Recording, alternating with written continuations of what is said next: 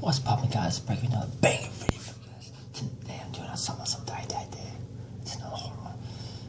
Ooh, this one must be serious. I am so died that day. He must keep back as it goes. I'll make you to find out. What's this one? Smash the like button, subscribe. Let's get right to it.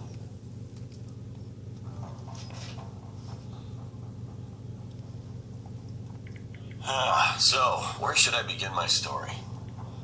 First of all, I recently got a job as an intern at a small company while attending a special high school. And from school, I had a friend who I hated most.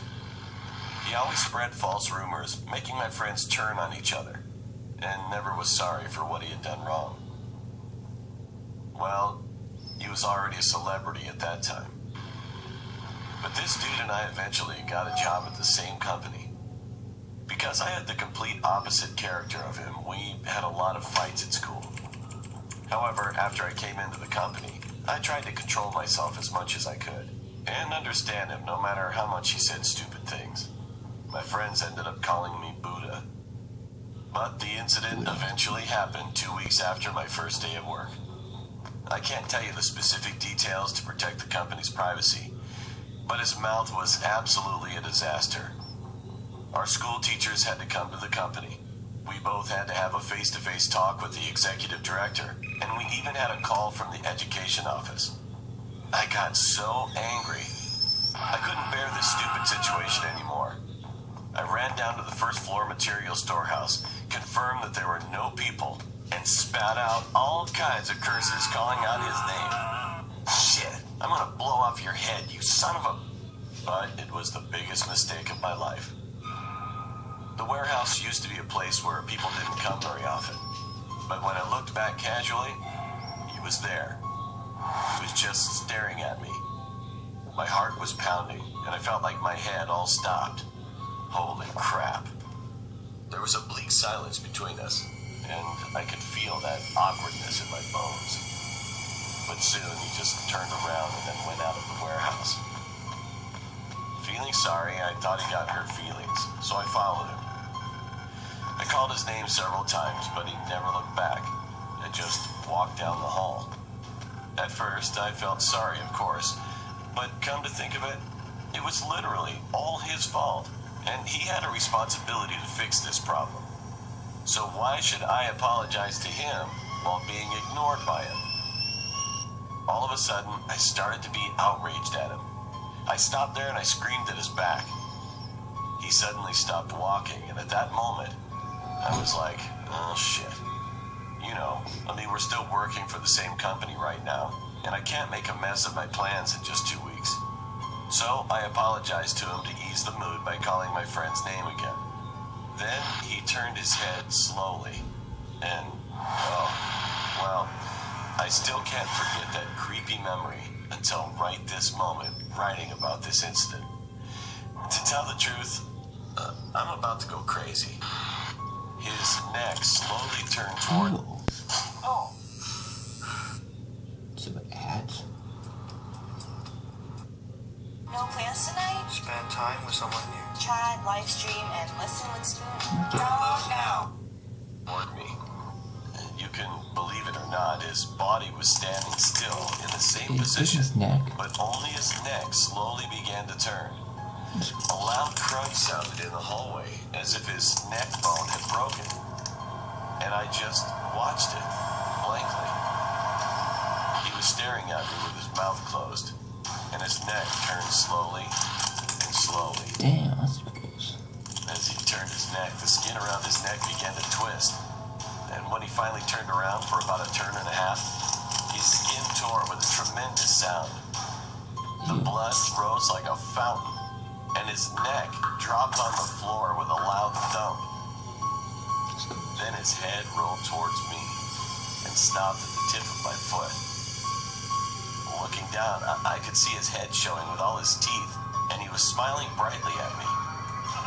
When I saw that horrific head like a broken tomato, all the cells in my body were screaming to get away from there as soon as possible. It was someone's footsteps that broke the silence that seemed to last forever. And only then I screamed frantically. My colleagues told me later that they could hear hear my voice on the second floor. That's crazy, man. Well, I can't imagine how loud it was. Anyway, I could feel someone shaking my body violently not long after. The next thing I knew, the executive director, the section chief, and everyone in the company were looking down at me with a surprised look on their face in the hallway. I was sitting on the floor before I knew it, and he was gone already. I was taken to the hospital right away that day because I spit blood on my hand while coughing. I couldn't remember how big I screamed. And while I was explaining the whole story at the hospital, I heard something incredible.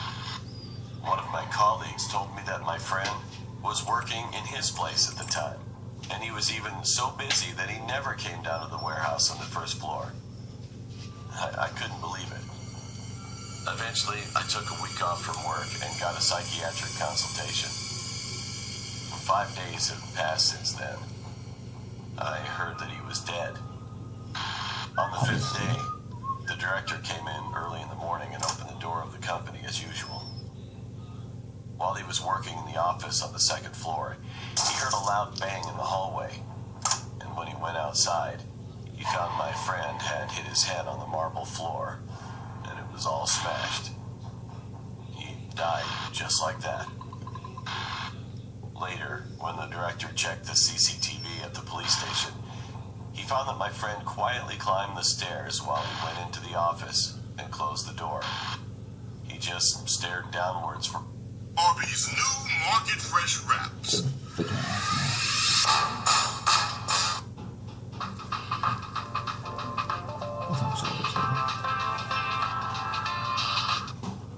for a while and jumped off. Now, I guess the director must have been shocked.